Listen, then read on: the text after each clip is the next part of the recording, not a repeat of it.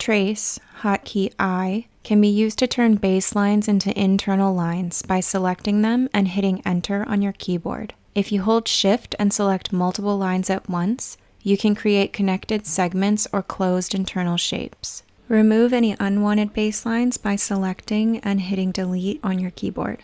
The Trace tool is also used to create patterns from internal markings and pattern edges. For this, the internal markings need to intersect with any pattern outlines that also make up the pattern shape. Hold Shift and select all the segments that would make up the desired pattern. Right-click on one of the segments and choose Trace as Pattern. Select intersecting internal lines or pattern edges and right-click to trace as an internal shape. This will create a closed internal shape that sits on top of the pre-existing markings.